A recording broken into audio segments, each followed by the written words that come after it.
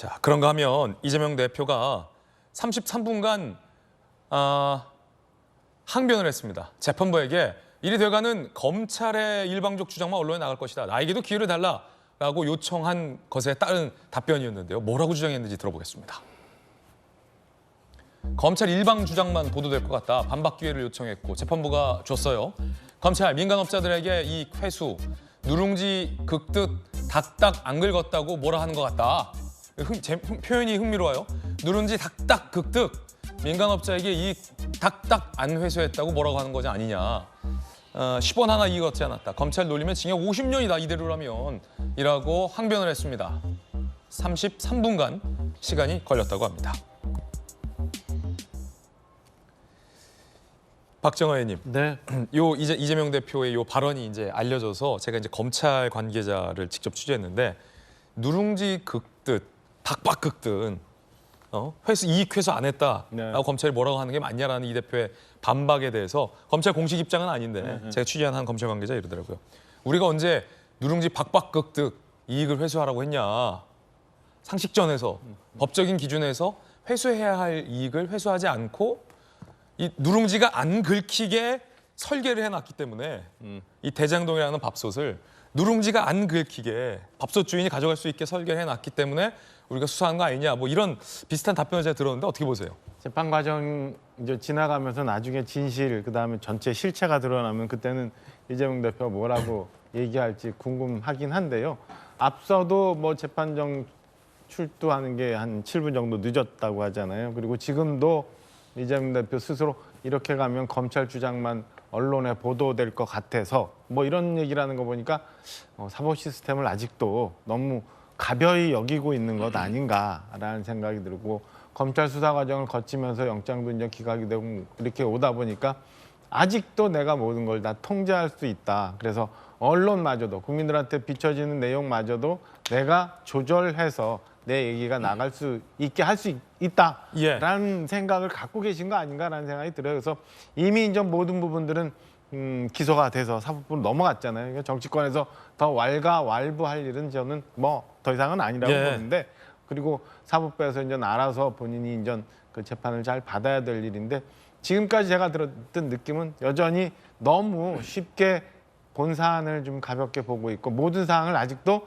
내가 통제, 컨트롤할 수 있다는 생각이 좀 있는 것 아닌가라는 생각이 들어요. 그래서 여전히 국민들한테 비춰지는 이 언론 상황까지도 생각하고 심지어는 우리 염라대왕이라고 느끼는 어떤 정치인이 있다고 하는 어떤 그런 재판정 앞에서도 이런 모습을 보이는 게 뭐 좋은 의미는 여유가 있는 건지 아까 말씀드린 것처럼 너무 쉽게 생각하고 있는 건지 잘 모르겠는데 씁쓸한 생각이 듭니다. 하여튼 진실이 나오고 난 다음에도 저런 생각을 하실지 좀 지켜보겠습니다. 예, 이재명 대표는 얼마 개발 이익을 환수해야 한다라는 기준이 법에 정해져 있느냐라고 항변을 했습니다. 김영주 의원님, 이 대표의 또 하나의 흥미로운 표현, 제 눈에 띈 게 제가 자세히 봤는데 검찰은 지금 한 손에는 현미경을 들고 땅을 파고 있다. 그만큼 나에게 제기된 혐의 자체가 굉장히 뭐랄까요, 모래 아래에서 뭐 진주 찾기 정도로 검찰이 탈탈 털고 있고 혐의가 작다라는 비유를 했어요. 잠시 후에 국감장에서 송경호 서울중앙지검장의 전혀 다른 생각도 들려드릴 거예요. 한 건 한 건이 구속사안이다. 근데 이 대표는 본인 혐의에 대해서 현미경을 들고 땅을 파고 있다. 뭐 어떤 뜻일까요? 어떻게 생각하십니까? 사실은 이제 이재명 대표의 반론의 근거는 지역사회에서 초기 개발에 있어서 개발 사업자에 대한 일정 정도의 수익을 보장해 주지 않으면 어떻게 개발을 하느냐. 따라서 일정 정도 자기가 봤을 때는 초기의 리스크를 감수해낼 만큼의 이익을 보전해 준 것이다. 따라서 최종적으로 성남 시민은 자기를 통해서 지역사회 개발의 수익을 얻었다라고 하는 논리에서 출발하고요. 또 하나는 전국 지자체를 조사해봐라. 나와 비슷한 경우가 상당히 많은데 왜 나만 갖고 그래. 이런 부분이 있고요. 또 그러다 보니까 실제로 검찰의 솔직히 저인망식의 수사 그리고 수사된 증거의 노출을 통해서 오히려 너무 과한 거 아니냐. 가령 제가 느끼기에는 예컨대 제가 서울시에 있었을 때도 소위 그 시금고라고 하는 우리은행으로부터 그 시가 돈을 내는 우리은행이 시에 돈을 내는 부분이 있었거든요.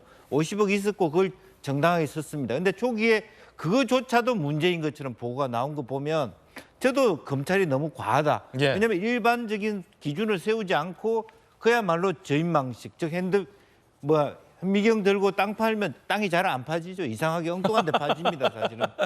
그런 사실은 부분이 있었습니다. 이 대표의 저 표현에는 약간의 예. 어폐가 있어요. 현미경을 들고 땅을 파면 예. 현미경이 너무 자세하게 보니까 내 손이 어디 있는지 이게 안 보이거든요. 잘 안 보여요, 사실. 안 보여. 예. 그러니까 어찌 보면 검찰도 그런 방식으로 무지막지하게 엉뚱한 데를 쑤셨다는 얘기일 수도 있어요. 예. 근데 사실 검찰 입장에서는 그게 아니라 우리는 검찰 비유에 따르면 한번 쓱 곡괭이로 쓱 걷어내는데 줄줄이 나왔다. 검찰에서는 뭐 이렇게 반복할 것 같아요. 그렇겠죠. 검찰 입장에서 예. 쑥 나와서 발견된 걸 우리가 모른 채하고 넘어갈 수 있느냐. 네. 인지된 사건을 해야 된다.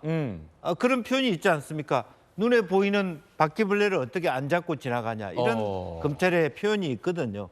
그러니까 그런 부분에 대해서 이재명 대표도 억울할 부분은 없습니다. 어쨌든 네. 죄를 처음부터 규칙을 어기지 않고 죄를 짓지 않고 법인카드로 자기 샌드위치 먹지 않았어야 되죠. 네. 누룽지 박박 긁듯이라며 검찰 수사를 비판한 이재명 대표.